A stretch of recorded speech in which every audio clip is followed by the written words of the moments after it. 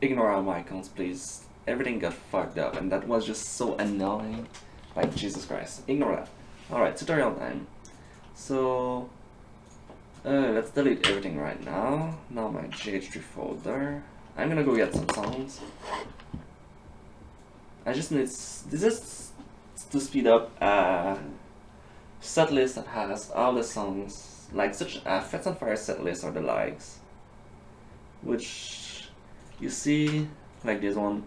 All the songs on those setlists tend to be guitar.ogg and notes.mid. It's very often like this, and then it's a nightmare to deal with. So let's say I have a setlist right there, setlist, and the whole setlist is, I'll put it there, yellow, Canada. Ignore the names. I'm just gonna create a setlist. Name, some face. I'm gonna put 5 songs.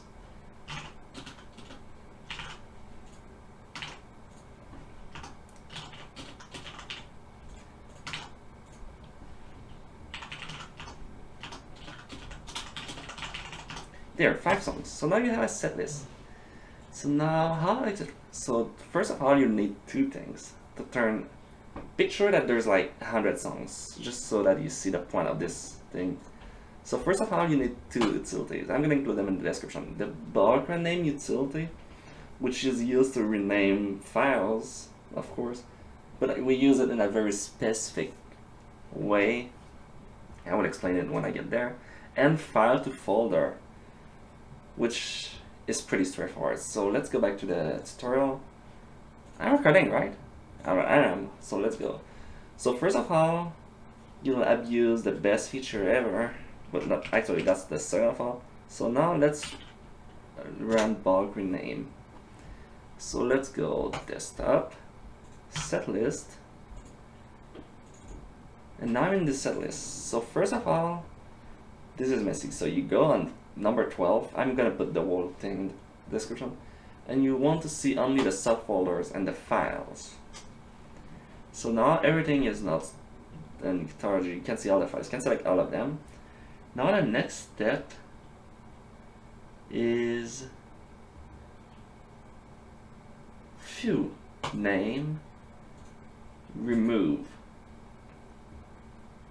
This is very important because you don't want to keep the notes and the guitar.ogg. You just want to keep one thing. That one thing is the number 9, the append folder name. You can put suffix or prefix. It really doesn't matter because you don't actually use one. Like, you could be using one there, but we don't. It's useless. Like, you can see on the green thing, if I put a prefix, it adds a 1 at the start, but we don't want this. So none. So now you can see, oh, let's reset it. All the file names are going to be renamed to their specific subfolder with the extension unchanged. So let's rename everything. Okay, there we go. Let me leave that open for, no, it takes 2 seconds anyway. So now if you look back, they have the same name. Useful, right? So now we have to make another thing. 2 folders, setlist songs. I'm pretty sure one folder could work too, but setlist chart. Actually, no, I'm gonna make 3 folders. This is an extra step with that. Actually, it's just probably, when you have 150 songs, let's say, it's gonna be much easier. Setlist charts. And now you want to go and get the quick search is the best thing ever. .ogg. Now all the OGGs are right there. Setlist song. And next you want .mid. Now you have all the mids file, and you put in the mid. Alright, next step. Oh, you also need guitar tools. I'm gonna put that into that too. So my GH3 folder, GH programs, GH tools 2.0. Let's run this thing. You need Java, by the way. So now next step, you're gonna go add files, and now in my D desktop, not my D, you know, I don't care. setlist, mids, and now you have all the files right there. Now you can do, you click the file on the top, you hold shift and you select down. You could also use add folder, but for me it's broken, so I'm using just strat. It makes no difference. Now they are all there. Now that is right there, you want an output folder, and you'll want to have the setlist charts as your main folder. Come on, properties. Jeez. All right, let's see. Set folder. Let's go find the folder myself. Desktop. Setlist charts. There we go. Now I have setlist charts, and now you can use mid to chart. And we watch as it freeze. Jeez, this is gonna be longer than 5 minutes just because I'm explaining everything. But that's a good thing. I mean, I'm not just making that for you, Randy. It's gonna be for everyone. Alright, so this part is done. Now, in that specific folder that I linked, let's go back to my D drive, desktop, speed up. Now, if I go in setlist.charts, I have all the chart files. So let's select all of them. And now I want to change the tempo to 1.5 for 150% speed. Normally, actually, it's better to do this part second because speeding up audio files takes a lot longer than speeding up charts. So it's best to do that next just to save some time. So now, this is no longer useful. Now if you look in setlist songs, you have this. In setlist charts, you have all of this. Now, something I forgot to do is, that should have been even better, is to have my setlist songs. To have a setlist charts 150 folder so that all the 150 charts get there. On this, for this tutorial, it's not relevant because I can just do that myself. But I don't think I need to explain why it would be a pain in the ass to deal with this situation. If you were to have 100 songs with their copies like this. So yeah, it's better to have another folder just so you can send all the speedups there. Anyway, next step, you want to use, holy shit, it says range up. That's my old test that I did before. Oh, you want to have Audacity. Another thing, I have to put a link, and you need to create a chain.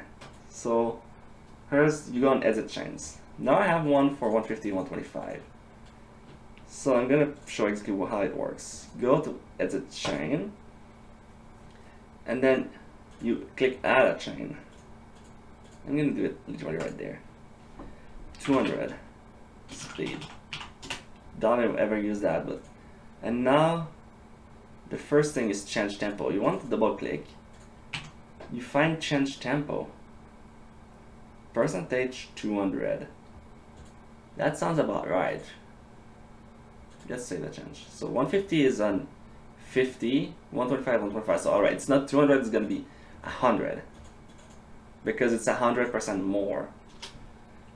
That's how the thing is actually done. Edit parameters, so I can put 100. There we go. Now it's 100% faster, so 200. Okay. Now the part, yes, save. The part 2 is to export as OGG because it doesn't actually do it on its own. So you go to export OGG. There's no parameter for that. And then that's a chain. That's it. So anyway, so now I was gonna use 150. So you go apply chain, apply to files. Current project is only relevant when you're doing a specific project.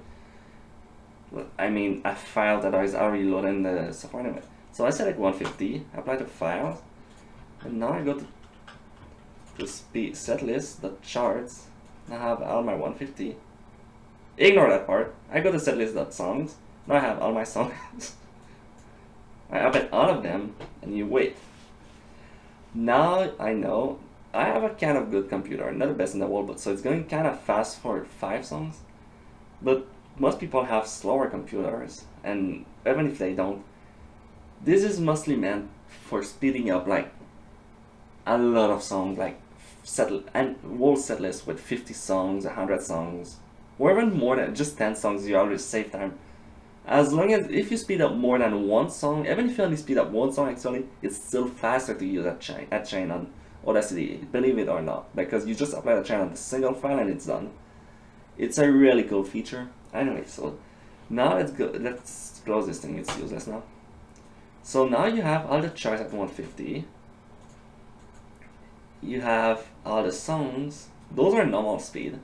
In the clean folder, you have all of the songs at 150. So what you want to do is, if you don't want to keep the original file, you can override them like this. But if you want to keep them, let's say I want to keep them, so I'm just not gonna touch the file and leave it like this. Actually, I don't give a single file. So let's replace the file. There we go. So now I have all the files there. Now you need to mass rename the file because you can see that they no longer have the same name. Now they have 150% speed on the name and not on those. So let's copy that. Not like I can type that on my own. And you go back to the bulk rename utility, setlist.song, file subfolder. It's not necessary for this one actually. It'll just leave it like that. It literally doesn't matter. Let's select everything, and now you want to go to add suffix, and you put this. Now you can see on the new name it adds a space with 150% speed, so it's gonna match the other name. Now you click rename. So before I do this mess, actually yes, I don't actually need to do. Yeah, don't actually ignore this part. So there we go. Back to where we are. Everything has 150 now because of the suffix. So let's rename. Yes. Okay. Now this is no longer necessary. Now for the best part. Let's make a folder. Let's close this right now. A new folder. Setlist 150. And now on this folder you want all the songs. This is no longer necessary. The mids are no longer necessary. Even the original setlist is no longer necessary if you don't want to keep those files. It might be a good idea to keep them just for future reference and stuff.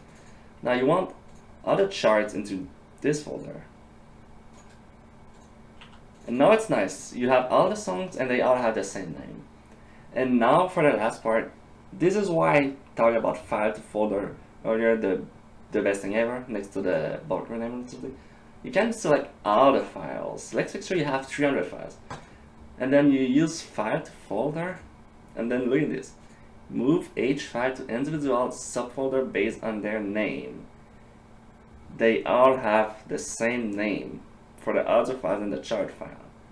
So guess what happens? Boom! Same name, same folder, all at 150.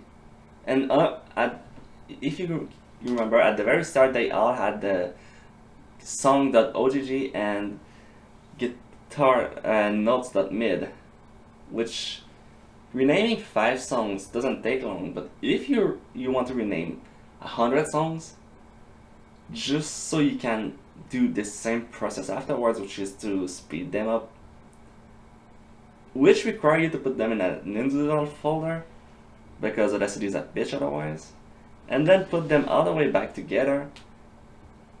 So even if you're doing a regular set list, like not as with the songs already having the same name or almost the same name, you're still going to save hours, like a lot of time. It's pretty crazy. And now I don't think I need to explain why the next part, which is to mass import everything. Now there's one thing that matters though, is if the songs have an offset like Frets on Fire charts tend to do, then you'll have to manually take care of that. There is unfortunately no workaround for that, but I don't think I actually need to explain that. It's fairly obvious.